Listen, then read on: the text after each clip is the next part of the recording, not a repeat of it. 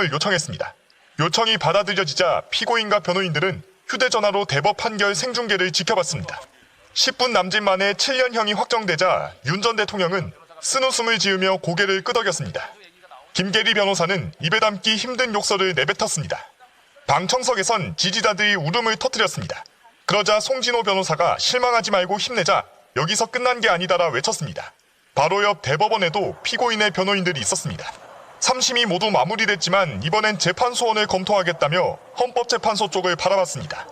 원심에 대해서 좀 더 면밀하게 봤었어야 될 그런 문제들이 있었는데 오늘 제대로 심리가 되지 않은 부분이 너무 많습니다. 그래서 굉장히 유감을 표명하는 입장입니다. 헌재는 지난해 4월 윤 전 대통령을 최종 파면한 기간입니다. JTBC 윤정주입니다. 얼토당토하는 수사이고 대통령을 체포하겠다는 것이야말로 내란이다. 오늘 미결수에서 기결수가 된 윤석열 전 대통령이 줄곧 해왔던 주장입니다. 하지만 사법부의 최종 판단으로 얼토당토하는 것이 누구인지 내란이 누구인지는 더욱 분명해졌습니다. 법조팀의 김혜리 기자가 나와 있습니다. 윤 전 대통령은 수사 시작부터 공수처의 수사권 문제를 계속 문제 삼았잖아요. 맞습니다. 공수처가 체포영장을 청구한 2024년 12월부터 공수처에는 내란 수사권이 없다는 주장을 펴왔습니다. 예. 체포영장 이의 신청과 체포 적부심도 했었고요. 지난해 3월엔 결국 구속 취소를 받아 풀려나면서 검찰총장 출신의 법기술이 통했다 이런 말까지 나왔습니다. 네. 당시에 마치 개선 장군처럼 구치소에서 나오는 모습인데요. 풀려나 있는 동안 한강에서 반려견과 산책을 하거나 경호원들을 끌고 집 주변을 돌아다니는 모습도 포착이 됐습니다. 하지만 체포방해 사건의 1심과 2심 그리고 오늘 대법원에서도 유죄가 나오면서 윤 전 대통령은 완패를 당했습니다. 그러니까 공수처의 내란 수사는 적법하고 체포방해는 유죄라는 게 확정된 겁니다. 예. 자, 오늘 판결로 본류죠. 내란 우두머리 사건의 재판도 영향을 받게 되겠죠.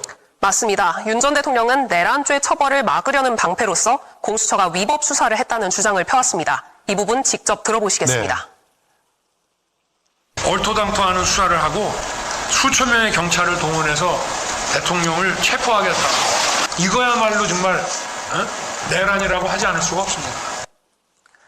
하지만 이 주장은 내란 1심 재판에서 인정이 안 됐습니다. 특히 구속 취소를 했던 지기현 재판부가 직접 공수처의 내란 수사권을 인정을 했습니다. 내란죄에 관해서도 공수처의 수사권을 인정하는 것이 타당하다는 것이 이번의 판단입니다. 오늘 대법원 판결로 내란 2심 재판에서는 공수처의 위법 수사라는 방패가 무용지물이 됐다는 평가가 나옵니다. 네. 지금 진행 중인 종합특검 수사에도 오늘 대법원 판결이 영향을 역시나 주겠죠. 맞습니다. 윤 전 대통령은 오늘 외신에 비상계엄을 옹호하는 허위 공보를 지시한 혐의도 유죄를 확정받았습니다. 지금 종합특검은 윤 전 대통령이 국가안보실을 동원해서 당시 트럼프 당선인이나 미국 등 우방국에 계엄을 옹호하는 메시지를 전파하게 한 혐의를 수사 중입니다. 비상계엄은 헌법 테두리 안에서 했다는 취지의 메시지인데요. 오늘 유죄가 확정된 이 외신 허위 공보와 비슷한 구조인 만큼 특검 수사도 탄력을 받을 것으로 보입니다. 특검은 또 당시 관저에서 윤 전 대통령의 체포를 방해한 혐의로 나경원, 김기현, 권영진, 윤상현 의원 등 국민의힘 의원들도 입건해서 수사하고 있습니다. 예. 특검은 채증 영상을 분석해서 특수공무 집행방해 혐의를 적용했습니다. 네, 당시 관저 앞에 이렇게 뭐랄까 방패막이를 했다라는 지적을 받았던 그 사건도 지금 수사가 진행되고 있군요. 아직 윤 전 대통령 재판은 많이 남았죠? 맞습니다. 아직 7개 재판이 남아 있습니다. 1심에서 무기징역을 받았던 내란 재판은 항소심이 진행 중이고요. 역시 1심에서 징역 30년을 받았던 일반 이적 사건도 항소심 진행 중입니다. 네. 최상병 사건 수사 외압 등 사건들은 1심이 진행 중입니다. 오늘 징역 7년이 확정된 데 이어서 앞으로도 확정되는 윤 전 대통령의 형량은 계속 쌓여갈 거란 전망이 나옵니다. 네, 이제 겨우 첫 확정 판결이 나왔습니다. 1심, 2심, 3심 다 취재한 김혜리 기자 수고했고요. 전무한 그리고 후무해야 할 재판인 것 같습니다. 수고했습니다. 주문, 상고를 모두 기각한다. 판결 선고를 모두 마치겠습니다. 뭐야? 야, 큰일 났네? 된 거죠? 오늘 잘 된 겁니다. 잘 됐다, 1등1등이야 됐다. 이건 끝나네. 그러면 이제 7년 확정. 예, 설명이 확정. 필요한 것 같은데 갑자기 너무 훅 끝났잖아요. 깜짝 놀랐어요. 대법원은 법률심이라서 아까 그래서 윤석열 출석 안 하지 않습니까? 법률심이니까 법률적 판단이 잘못됐냐 안 됐냐를 판단하는 겁니다, 원래. 그래서 공수처 수사가 적법하냐 아니냐는 법률적 판단인 것이고요. 예. 그 다음에 수색영장 집행 과정에 법을 위반했냐 안 했냐에 대한 것도 법리적 판단이니까 이 두 가지에 대해서는 우리가 직접 판단한다고 하면서 원심 판단이 맞다, 항소심 판결이 맞다 이렇게 법률 판단을 해준 거고 예. 나머지는 대체적으로 사실관계를 다투는 거니까 사실관계니까. 우리는 법률심이라 사실관계 다투는 것이 특별한 문제가 있지 않나 우리는 다루지 않는다. 그러니 원심 그냥 그대로 간다. 예. 이렇게 정리를 해버린 겁니다. 깔끔하게. 큰일 났네. 그 다음 출연자들 빨리 연락하셔야 될 것 같은데. 야, 큰일 났네. 이게 완전 길어질 줄 알고. 완전 꼬여버렸네. 제가 금방 끝날 거라고 했잖아요. 원래 내리면 금방 끝난다. 기분은 좋지만 제가 아주 지금 어리둥절한 그런 상황입니다. 와, 나는 그 수사권 문제, 공수처 수사권 문제 예. 항상 윤석열 측에서 이제 문제 삼았는데 그거부터 정리를 해가지고 네. 오늘 또 길어지겠구나 했는데. 지금 방금 말씀하신 것처럼 그게 오늘 판결의 가장 핵심 포인트였어요. 왜냐하면 이 지금 7년 받는 거에 대한 영향도 있지만 나머지 지금 내란 사건에 대해서도 다 직접적으로 영향을 미칠 수 있거든요. 공수처 수사가 적법하지 않았다라고 보는 순간 다 끝나. 와. 내란 재판이 다 흔들릴 수 있으니 이 사건에 있어서도 지금 전체적인 건 여러 가지 범죄 사실, 공소 사실이 있지만 사실상 체포영장 집행 방해가 이제 본 사건이잖아요. 그렇습니다. 그러면 체포영장 집행 방해 사건에 있어서 윤석열이 다툴 수 있는 것은 정확하게 법률적으로 두 가지입니다. 하나는 수사 권한이 없는 사람이 우리를 체포하러 왔으니까 우리가 저항하는 건 당연한 거야. 그렇지. 이런 주장이죠. 그게 예. 공수처의 수사 권한이 있느냐의 문제고. 그렇죠. 그다음에 여기는 대통령실이야. 그래서 군사상의 어떤 보호 네. 돼야 되는 구간이고 그거는 승낙을 받아야 돼. 근데 경호처장이 승낙해 준 적이 없잖아. 그렇죠. 그러니까 그렇게 압수수색을 하는 것은 불법이야. 그러니까 우리가 불법에 대해서 거부한 거니까 체포영장 집행이 아니야. 이런 주장이에요. 그렇습니다. 크게. 그래서 그 두 가지가 가장 중요한 주장인데 그래서 사실 그 두 가지만 해결이 되면 다른 것은 볼 것이 없는 거죠. 그래서 대법원에서 그 두 가지에 대해서 자세히 설명을 한 겁니다. 그런데 공수처의 수사 권한이 없다라고 주장하는 것은 거기서 조금 갈래가 나뉘어요. 그러니까 거기서 조금 더 구체적으로 보면 윤석열이 뭐라 그랬냐면 이게 원래 직권남용 권리행사 방해죄는 공수처에서 수사할 수 있다. 그런데 거기서 직접 관련성이라고 하는 것을 뭐라고 조문에서 하고 있냐면 그런 수사 과정에서 인지한 사건이라고 돼 있는데 윤석열이 어떻게 주장했냐면 인지한 적이 없어. 공수처에서 인지한 적이 없고 고발장 받아서 했는데 인지라는 것은 인지 보고서가 붙어서 즉 고발이 그러니까 수사를 하려면 고발도 있어야 되고 고소도 있어야 되고 그게 수사의 단서라고 표현합니다. 형사소송법상 용어는 수사의 단서인데 고소 고발인데 또 하나가 뭐냐면 수사기관이 자체적으로 죄가 있네? 라고 알게 되는 것. 그게 이제 어려운 말로 인지라고 하는 거예요. 내가 아는 거예요. 수사기관이. 그러니까 고소 고발은 됐어도 인지는 안 되지 않았나. 왜냐하면 인지라는 것 자체는 고소는 고소장, 고발은 고발장인데 인지는 인지보고서라는 게 수사 기록에 붙어야 되는데 이건 인지가 아니고 고소 고발이 된 거니까 직권남용 권리행사 방해하면서 인지한 사건이 아니잖아. 이렇게 주장을 했단 말이에요. 네. 그러니까 여기서 판결은 어떻게 했냐면 그 인지라고 하는 것은 인지 보고서 이런 거하고 관계없는 거야. 수사를 하면서 직권남용 수사를 하면서 고소든 고발이든 어찌 됐든 수사기관이 알게 되면 다 인지인 거야. 이걸 지금 얘기하고 있는 거예요. 네. 첫 번째 그 공수처 수사 권한이 있다고 하면서 인지에 대해서 굉장히 자세하게 얘기하잖아요. 네. 그 부분을 지금 설명을 하고 있는 아니, 겁니다. 그래서 네. 이런 이제 논란이 없게끔 앞으로는 공수처에도 내란에 대한 수사권을 줘야 되는 거 아니에요? 저도 그건 동의하고요. 동의하시죠? 그 부분을 명백하게 좀 넣는 것이 좀 어떤가. 어떻습니까, 제가? 당연히 그런 공수처법 발의가 돼 있고 네. 아, 돼 있어요? 네, 발의가 돼 있습니다. 돼 이제 있어요. 처리해야죠. 근데 공수처의 역할에 대해서 지금 사실은 재논의가 되고 있는 상태예요.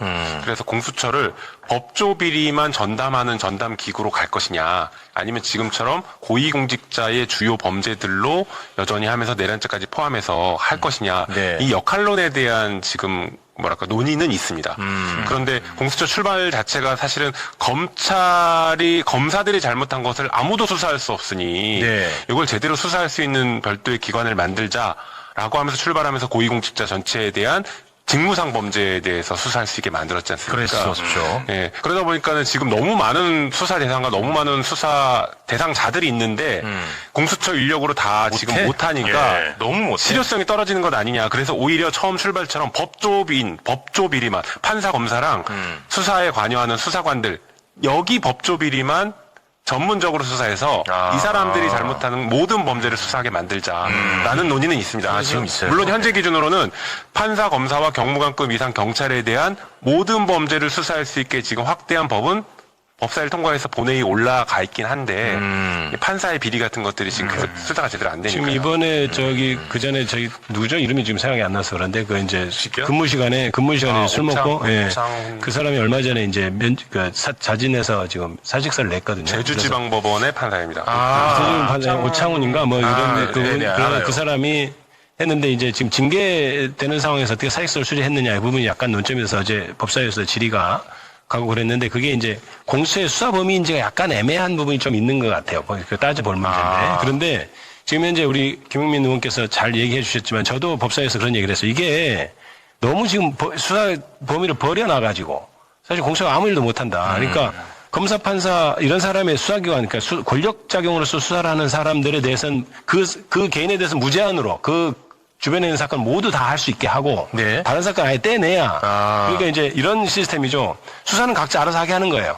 경찰이든 검찰이든 검찰이 수사 안 하겠지만 각자 이 역할을 하게 판사도 재판을 하게 하고 다 하게 한 다음에 그거를 정확히 감시하는 기관만 있으면 전체적으로 돌아가지 않느냐는 생각에서 공수처는 좀 그렇게 개편해야 된다는 게 저도 찬성을 하고 그거는 이제 여러 가지 건의를 하고 있습니다. 그리고 재판관이 한 가지만 더 아까 얘기를 하자면 그래서 아까 윤석열 측에서 주장한 게 이제 두 가지였죠. 아까 체포영장 자체가 부적법하니까 우리가 정당하다 이렇게 주장을 했단 말이에요. 그게 첫 번째 얘기했던 공수처의 수사 권한이었어요. 두 번째는 뭐냐면 이게 지금 대통령실이 군사보안시설인데 지금 경호처장이 허락을 안 해줬잖아. 그때 승낙을 안 했거든요. 승낙을 안 해서 그럼 들어온 것 자체가 불법이니까 우리가 체포영장을 저지하건 뭐하건 다 우리가 잘못한 게 없잖아. 이렇게 주장을 했단 말이에요. 그 부분에 있어서 지금 두 번째 설명을 굉장히 자세히 했거든요. 그래서 형사소송법 110조가 뭐냐 대법관이 말하는 게 그거예요.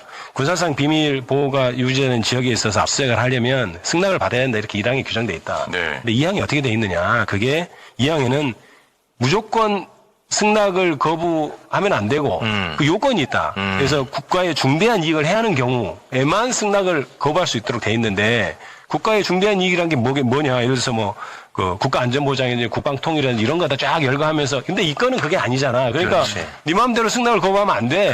그러니까 승낙을 거부했다 하더라도 형사소송법 110조 2항에 한 승낙 그거가 아니니까 승낙 그게 없어도 상관없어. 그러니까 수색하러 들어간 건 정당한 법집행 행위야. 중요한 판결이라고 봅니다. 그러니까 그다음에 체포영장 지정 그건 다 죄가 돼. 이런 논리로 지금 얘기를 하고 있는데 그래서 사실은 이 재판에서 중요한 거 그 딱 두 가지 있잖아요. 가장 계속 첨예하게 다툰 거예요. 그 두 가지가 윤석열 입장에서 받아들여지면 나머지 것들이 다 무죄가 될 수 있기 때문에 가장 첨예하게 다툰 거에 대해서 대법관 깔끔하게 정리를 했습니다. 판결에 이렇게 정리할 수 의미 있는 있겠습니다. 판결이었습니다. 이게 지금 판결이 너무 짧아서 갑자기 다들 뭐 어떻게 된 거야 이러실 수 있는데 저도 좀 길게 얘기했습니다. 기분은 좋아요. 너무 그렇게 느릴 필요 없어요. 근데 우리가 참 이게 윤석열 같은 찌질한 법기술자를 만나니까 우리가 이게 공수처의 관련 사건을 어떻게까지 해석해야 되느냐를 지금 왜 공부하고 있는지 모르겠는데 압수수색할 때 군사당 비밀을 지켜야 되냐 말아야 되냐 승낙 받아야 되냐 이 얘기를 갑자기 공부하고 있는데 이게 좀 황당하죠. 근데 지금 어쨌든 이제 여기에 대한 평가를 기준으로 말씀드리면 당장 떠오르는 사람이 하나 있죠. 지기현. 지기현이. 윤석열 구속 취소할 때. 구속 취소. 그게 핵심이었어. 그때 지기현이 내건 논리는 수사권. 나를 시간으로 바꾼 것도 있지만 바로 이 방금 말씀하신 수사권과 관련해서 의문 제기를 해놨어요. 다툼의 여지 있으니까 위에서 한번 따져봐라. 그렇죠. 그런데 오늘 대법원에서 수사권 있다. 라고 명확하게 답을 준 거예요. 그럼 이제 지기현은 이제 어디 혼내야지. 그렇죠. 지기현이 그 판결을 매우 이상하게 했다라는 것과 예리한 지적입니다. 항소 즉시 항고를 포기한 심우정이 둘 다 매우 나쁜 놈이다라는 게 이 대법원 판결로 인정이 된 겁니다. 잊으면 안 됩니다. 그거 잊으면 안 돼. 중요한 아주 적절한 지적입니다. 맞습니다. 핵심입니다. 지기현이가 지금 잘 먹고 잘 살고 있단 말이야. 맞죠. 그건 틀렸다는 것을 자신들의 형님들이 이번에 정확하게 판단된 거야. 형님들이 맞잖아요. 여성도 있습니다. 대법관 중에. 여성분이라고? 죄송합니다. 누님 형님. 그러면 쓰리백이라고 얘기합니다. 쓰리백이 완벽하게 막아냈단 말이야. 트리백, 트리백. 맞잖아. 그러면 직위원회는 최소한 무슨 뭐 자숙을 한다든가, 사과를 한다든가, 징계를 한다든가, 뭐 해야 돼. 직위원 근데 그런 게 너무 안 들린다. 그렇습니다. 그럼 제가 하나만 마지막으로 요것과 관련해서 여쭤보면서 마무리 짓겠습니다. 그러면 이제 윤석열이는 미결수에서 이제 완전 기결수가 된 거죠? 확정 나는 겁니까? 그렇죠. 이 7년은. 그러면은 서울구치소에서 이제 다른 데로 끌려가야 되는 거 아니에요? 이동해야 되는 거 아닙니다. 아닙니까? 여전히 그 다른 사건을 하고 있기 때문에. 미결이라? 예. 그럼 제일 많은 사람은 유리하네?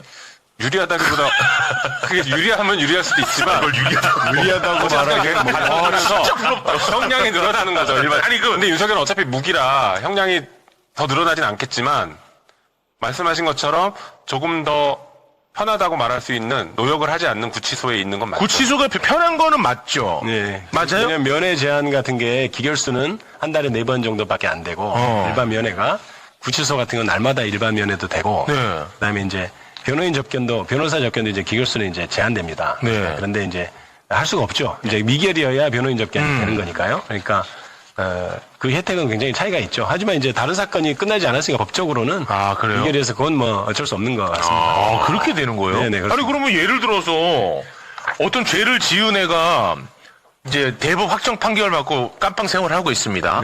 그런데 얘 다른 죄가 또 있어가지고 재판을 받아. 그럼 얘는 다시 구치소로 이감시켜줘요? 그게 이제 그걸로 구속이 따로 되면, 그러니까 그게 그냥 이게 불구속 상태잖아요. 그러니까 해당 사건은 불구속 영장이 상태잖아요. 없으면. 근데 지금 이거는 계속해서 구속영장이 계속 발부된 상태로 지금 현재 미결 상태인 윤석열은 그걸로 구속영장이 발부돼 있으니까 그게 이제 미결인 거죠. 그런 거예요. 네. 근데 추가 뜨면 구속된 사람들은요 추가 뜨는 걸 제일 무서워하고 제일 싫어해요 사실은. 그렇습니까? 네. 왜냐면 형량이 자꾸 늘어나니까. 그러니까 이제 끝이 보였다가 갑자기 끝이 안 보이고 다시 늘어나니까. 그래요? 그래서 검사들이 괴롭힐 때 그 분리 기소를 합니다. 한 번에 재판 받아서 징역 뭐 3년 나올 거를 분리 기소하면 찔끔찔끔 계속 형이 뜨는 거예요. 그러다 보면 합치면 결국에 뭐 4년, 5년 더 되기도 하고. 그럼 다른 재판 이제 나오면 죄수복 입고 나와야 되는 거예요? 아니지, 아니요, 이제 그건 또 미결이야. 미결수니까. 그 사건은 또 미결이니까. 턱시도 입고 안 나오는 것만 해도 그러니까. 알겠습니다. 개엄 583일 만에 관련 사건의 첫 대법원 판단이 나왔습니다. 대법원 선고가 생중계가 된 것도 오늘이 처음이라고 하네요. 오늘 이제 선고 생중계 관련해서 윤석열 기본권 침해라면서 이 재판에도 나오지 않았고요. 결국에는 이 상고를 전부 다 기각을 했습니다. 그렇죠? 예, 오늘 선거 어떻게 보셨어요? 본인은 뭐 기본권 얘기를 하는데 이거는 개인사가 아니에요. 역사입니다. 역사의 기록을 하는 장면이고 그 역사가 우리 미래 역사에 큰 교훈으로 기준으로 작용해야 될 굉장히 중요한 것이죠. 그렇기 때문에 기본권을 이야기하는 건 말도 되지 않고 그런데 이런 역사의 중요한 사건 의 기록에 본인이 굉장히 국가에게 큰 위해를 가한 그런 결론에 대해서 반성이라든가 뉘우침이라든가 이건 끝까지 없구나. 어떻게 이렇게 이럴 수가 있을까. 저런 사람을 어떻게 우리가 대통령으로 뽑았을까. 정말 참담하다는 생각이 마지막 순간까지 들게 하는 장면이었다. 이런 생각이 듭니다. 예. 지금 이제 윤석열이 받고 있는 재판이 한 8가지고, 내란 우두머리 관련 재판은 지금 2심까지 진행이 됐기 때문에 오늘 이 공수처 체포방해 혐의, 요거 관련한 대법원 선고가 아마 다른 재판들에 다 영향을 미치고 특히 내란 우두머리 재판에도 영향을 미칠 것으로 보입니다. 오늘 재판 결과 어떻게 보셨어요?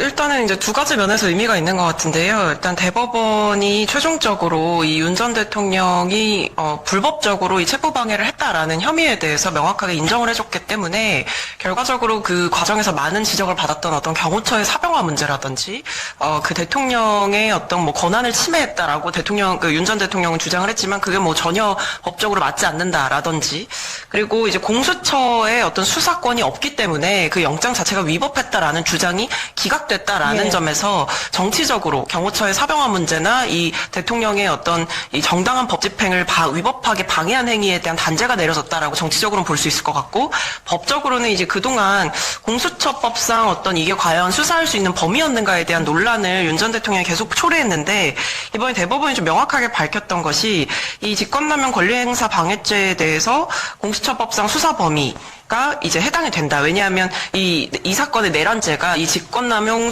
권리행사 방해죄와 사실관계가 중첩된다라고 얘기를 했기 때문에 결국 대법에서 나서서 이 공수처의 수사 권한이 없었다라는 논란을 종결시켜줬다. 그런 점에서 저는 정치적으로도 단죄를 내리고 법적으로도 안정성을 갖춘 판결이었다, 이렇게 보고 있습니다. 네. 상고가 이제 기각이 됐기 때문에 사실 2심에서 나왔던 모든 판결이 이제 확정이 된 겁니다. 조금 전에 이제 최고님 말씀하셨듯이 공수처의 수사 범위였느냐, 체포 집행이 적법했느냐 여부에 대해서는 이미 2심에서 이걸 방해한 혐의에 대해서 다 유죄가 난 거고요. 국무위원 9명이 심의권 침해한 혐의도 사실 1심에서는 일부는 무죄를 줬는데 전체 다 유죄를 줬던 2심 판결이 있었기 때문에 국무위원의 심의권을 침해했다. 그리고 이 국무회의가 좀 적법치 않았다. 제대로 절차적 하자가 있었다. 이 부분도 내란 심판에서, 내란 재판에서도 영향을 미칠 것 같아요. 그렇죠. 예. 예. 이게 대법원의 선고잖아요. 다시 말해서 기존에 논란이 됐던 거에 대한 판례가 완성이 됐다. 완성이 됐다라는 의미를 가지고 있기 때문에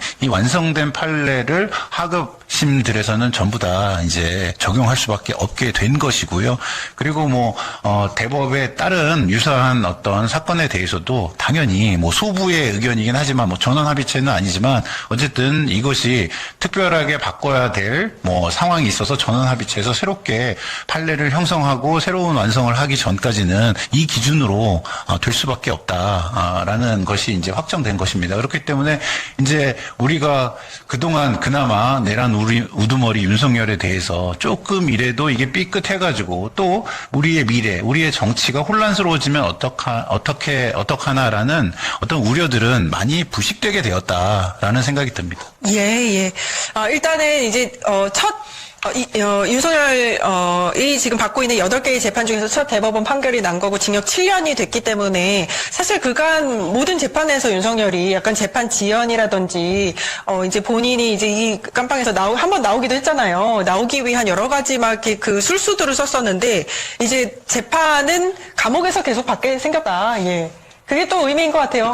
네, 아무래도 이제 윤 전 대통령 측에서 계속 어떤 궤변이라고 할까요? 네. 이제 궤변으로 일관을 하면서 애초에 다 불법이다느니 재판에 대해서도 계속해서 공정성 시비를 걸었고 기본권을 침해당한다라는 주장들을 계속 펼쳤지만 결국 중요한 것은 이렇게 대법에서 어떤 주요 혐의에 대해서 판결이 한번 나온 만큼 다른 재판들 역시도 당연히 참고가 될 것이고 탄력을 좀 받을 것이다라는 생각이 들고요. 윤 전 대통령이 주장하는 것들이 사실은 그동안 법적으로 많이 이제 기각이 되어 왔기 때문에 이 역시도 하나의 그런 근거들을 추가를 했다라는 생각이 듭니다. 예, 가장 중요한 내란 재판이 아직 2심이 진행 중입니다. 요거 역시 윤석열이 재판부 기피 신청하고 해서 굉장히 늦어지다가 지난달 말에 한 달 만에 재개가 됐거든요. 빠르게 이제 결과가 나왔으면 하는 그런 바람이고요. 오늘 재판과 좀 연계된 재판이었는데 체포영장 집행을 방해한 혐의를 받고 있는 경호처장 박종준 전 경호처장, 김성훈 전 경호처 차장 오늘 1심이 있었습니다. 징역 4년, 징역 5년 각각 선고가 됐네요. 어찌 보면은 이걸 이제 지시를 내린 윤석열에 대해서 유죄가 확정이 됐으니까 그걸 실행한 이렇게 하위급도 그렇죠. 당연히 유죄가 나는 게 맞는 것 같아요. 같은 행위에 대해서 같은 이제 법률이 적용이 되는 거니까 당연히 이거는 1심 선고가 난 게 중요한 게 아니라 이제 2심, 3심도 굉장히 빠르게 안정적으로 진행이 될 것이다. 이런 부분이 더 우리에게 안도감을 주는 것이다. 이렇게 좀 볼 수 있을 것 같고요. 이제 법원이 발행한 영장에 대해서 대통령도 그 영장 위에 밟고 올라설 수 없다라는 정확한 역사적인 기준을 만들었다는 데 큰 의미가 있는 것 같습니다. 그런 것 같습니다. 예. 그리고 또 오늘 하나 굉장히 중요한 재판이 하나 있었습니다. 김건희와 공모를 해서 통일교로부터 어떤 금품을 수수한, 청탁을 받고 금품을 수수한 혐의, 건진법사 전성배 씨에 대해서 대법원이 징역 5년 실형을 확정을 했습니다. 이건 어떻게 보셨어요? 뭐 사실 이거 역시도 뭐 당연히 이럴 거라고 생각을 했었고요. 뭐 이렇게 판결이 뭐 크게 바뀔 여지는 좀 없었던 것 같습니다. 왜냐하면 본인이 또 나중엔 자백도 하기도 했고 이제 제출을 또 원본들을 또 하기도 했었잖아요. 예. 그렇기 때문에 사실 뭐 혐의 자체는 뭐 인정할 만한 충분한 근거와 정황들이 있었고 더 나아가서 본인의 인정까지도 있었기 때문에 큰 틀에서는 저는 뭐 당연히 이런 결과가 나올 것이라고 예상을 했다 말씀을 드리고 이게 또 뭐 사실 이제 약간 오래된 것 같다라는 느낌도 드는데 이제 혐의를 보면 결국 이제 통일교 그 전 세계본부장으로부터 뭐 명품 가방이라든지 목걸이 이런 것들을 이제 김건희 씨에게 전달을 했다라는 혐의였던 것이고 이 외에도 뭐 청탁이나 알선 명목으로 뭐 돈을 이제 받고 뭐 여러 면에서 이제 좀 부패한 혐의가 있었던 분이에요. 그렇기 때문에 이 실형이 확정되는 것은 뭐 당연했다 이렇게 보입니다. 결국 김건희 씨와 공모해서 이 통일교 측으로부터 청탁을 받아서 금품을 전달했다라고 하는 어떤 연결고리인 전성배 씨가 이렇게 유죄를 받았던 만큼 이제 향후에 있는 김건희 씨 재판도 좀 지켜봐야겠죠. 예. 아까 이제 계엄 583일 만에 첫 대법 판결이라고 말씀드렸잖아요. 1년도 넘게 지연이 되다가 이제서야 딱 한 개의 혐의에 대해서 뭐 한 개의 재판이 이제 결론이 난 건데 이 체포 방해 혐의와 관련해서는 종합특검이 김기현, 윤상현, 권영진 등 국힘 의원들을 입건을 했습니다. 지금 국힘 의원들이 이게 이제 정치적으로 뭐 중범죄로 둔갑시키고 있다. 정치적인 재판이다. 뭐 이렇게 이야기를 하고 있는데 요거 어떻게 보고 계세요? 그래서 저는 이 부분은 조금 모르겠습니다. 잘 모르겠는데 좀 우려 반 그리고 기대 반 뭐 이렇게 표현하는 게 맞을 것 같은데 예. 종합특검이 열심히 하는구나 좀 기대를 좀 해보자 이런 게 있는 반면 또 이것이 좀 약간 의욕이 너무 넘쳐가지고 제대로 하지 못하면 또 우리 공격의 빌미를 좀 주는 것이 아닌가 이런 생각도 드는 게요. 진행 상황을 보면은 증거들이 많이 나오진 않아요. 네. 대부분 이제 참고인 진술이나 이런 것들에 의존해가지고 많이 진행이 되는 것 같은데 그렇게 됐을 때 우리가 이제는 그 조서를 받아도 그 재판에서 증거로 쓰이지 않잖아요. 그런데 그런 것들이 진술이 그대로 유지가 될까 재판에서 또 이것도 좀 우려가 되는 게 있고 하여튼 어쨌든 좀 기대에 부응해서 진술에 더해서 그 증거들이 좀 많이 확보가 좀 됐으면 좋겠다라는 생각이 들고 특히 또 정치인들 같은 경우 국민의 대표에서 정치적 의사표현의 자유를 좀 폭넓게 인정해주는 법원의 또 이제 그 성향 과거에 뭐 판례 사례 이런 것들도 좀 있는 상황이어서 어쨌든 뭐 기대 반을 좀 더 해서 나머지 반을 좀 채워주는 소식들이 좀 들렸으면 좋겠다 이런 기대. 하고 있습니다. 사실 종합특검이 3대 특검에 이어서 좀 미진한 부분들을 이제 수사를 이어오고 있는 건데 이 앞선 특검들에서 했던 것을 조금 그 결과를 뒤집는 결과물들을 좀 내놓고 있어서 우려가 있는 건 사실입니다. 그럼에도 불구하고 네, 근데 이게 일단은 제가 봤을 때는 뭐 충분히 적용이 될 혐의가 있어 보인다. 국힘 의원들 관련해서는 체포방해 혐의를 지금 사실 여러 가지 증명할 수 있는 영상들까지 있잖아요. 네, 그러니까 이게 결국에는 뭐 이제 국민의힘 의원들 측에서는 그냥 정치적 의사표현이다라고 얘기를 하는데 이게 일단 첫 번째로 정당한 법 집행을 하는 어떤 공무원들을 막아서는 게 그러니까 의원이라는 지위를 이용해서 그렇게 인간방패를 만들고 스크럼을 짜고 방어를 하는 게 정치적 의사표현은 아니죠. 불법 행위에 동조하는 것이고요. 사실은 경호처 지위를 받아서 이제 움직였던 경호처 사병들과 다를 바가 경호처를 사령화했던 그런 행위와 사실은 다를 바가 없어 보인다라는 생각이 듭니다. 그렇기 때문에 뭐 불법에 동조하는 게 정치적 의사표현이었다라고 주장하기에는 좀 어폐가 있어 보이고 그리고 이제 어쨌든 핵심은 그때 이제 내란이 실패한 뒤였잖아요. 근데 내란이 실패한 뒤에도 그 윤 전 대통령에게 달려가서 그렇게 엄호를 하고 수호를 했던 것 자체는 내란 옹호이자 내란 동조라고 저는 생각을 합니다. 그렇기 때문에 이것은 자유로운 정치의 의사의 표현이 아니다라고 볼 수밖에 없는 것이고 그리고 물리적 충돌이 없었다라고 얘기를 하지만 이제 판례상 물리적 충돌이 없었다라고 하더라도 뭐 스크럼을 짜거나 아니면 정당한 어떤 법 집행 과정 자체를 방해하는 행위만 있었다라고 하더라도 이것은 공무집행 방해죄가 이제 적용이 됐던 판례들이 있다라고 지금 특검에서는 얘기를 하고 있거든요. 그렇기 때문에 몸싸움이 없었어도 쉽게 말하면 범죄가 적용이 될 수 있다라는 점에서 저는 이 의원들이 단순히 뭐 정치 테러다 이건 정치인들을 뭐 탄압하는 거다라고 얘기할 게 아니라 본인들의 잘못부터 좀 반성을 하시는 것이 맞다고 보고 있습니다. 알겠습니다. 예. 이제 하반기 국회 법사위 전체 회의가 어제 열렸는데 여기에서 윤석열 관련한 내용이 나와서 그것도 짚고서 다음 이슈로 넘어갈게요. 윤석열 윤석열 영치금 얘기는 계속해서 나왔었고 지금까지 영치금이 12억 원에 달한다고 합니다. 근데 이게 어디에 쓰였는지 뭐 어떻게 그걸 이제 뭐 앞으로 어디로 보냈는지 뭐 이걸 358회 인출을 했다고 하는데 이게 굉장히 투명하게 좀 공개가 돼야 되지 않나. 그래서 어제 정성호 법무부 장관도 이거 보고 드리겠다라고 법사위원들한테 얘기를 하더라고요. 네, 당연히 저는 투명하게 공개가 돼야 된다고 보는 게요. 이게 영치금이 아니에요. 이건 사실상의 반복적인 증여라고 예, 저는 그렇죠. 봅니다. 예. 영치금은 진짜 그야말로 그 안에서 지냈는데 뭐 필수적인 걸 좀 사거나 뭐 마련하거나 이러는 데 쓰는 돈이잖아요. 그래서 최소한의 어떤 인간적인 차원에서 인정을 해주는 의미가 있는 거라고 저는 보거든요. 그런데 그것이 사실상의 재산 축적과 맞먹는 지금 이런 상황이 이루어진다면 이거는 증여 아니면은 정치자금 둘 중에 하나로 보는 것이 저는 맞겠다라고 예. 생각을 합니다. 그래서 이것에 대해서는 적극적인 판단을 아무리 영치금 제도가 있다 하더라도 이 영치금에 해당하는지 안 하는지에 대해서 적극적인 판단을 좀 구하는 것이 필요하다 이런 생각이 듭니다. 예. 그리고 이게 약간 뭐 영치금이라고 말하기에는 뭐 양상이나 액수 자체도 그렇고 거의 뭐 정치 후원금을 받는 느낌이었어요. 그러니까 윤 전 대통령이 옥중 정치를 이른바 했고 뭐 그런 과정에서 이런 뭐 영치금이 계속 이제 쌓이고 그것을 계속 반복적으로 인출한 행위. 그럼 그 인출은 또 어떻게 했는가 이런 부분까지 또 문제가 되고 있거든요. 뭐 교정 공무원 통해서 한 거 아니냐, 뭐 인출이라는 작업 자체를 어떻게 한 거냐, 뭐 이런 얘기도 나오고 있는 상황이라서 결국에는 이게 좀 투명하게 이제 법무부에서 보고를 할 필요가 있어 보인다. 이게 결국에는 특혜 논란도 섞여 있는 거고 이 제도가 이렇게 운영되는 게 맞냐라는 제도 자체에 대한 문제 제기. 맞습니다. 더 나아가서는 이제 윤 전 대통령이 이런 어떤 호사를 누려도 되는 거냐라는 감정까지도 섞여 있는 상황이기 때문에 이게 법 앞에 만인이 평등하다라는 얘기가 있잖아요. 그 부분을 법무부가 좀 제대로 보고를 하고 정리를 해서 국민들 앞에 투명하게 공개하는 게 좀 필요해 보입니다. 사실 죄를 짓고 복역 중에 생활을 위해서 감옥 안의 생활을 네. 위해서 받는 게 영치금인데 12억 원은 과하죠. 예. 아니, 그건 말이 안 되는 말이 안 거예요. 되죠. 영치금이라는 거 아까도 제가 말씀드렸지만 거기가 환경이 열악하고 그러니까 이 정도 우리가 좀 시혜적으로 봐줄게 이 정도 선에서 머물러야 되는 거지. 이게 12억이면은요. 저는 평생 만져보기도 힘든 돈이에요. 예.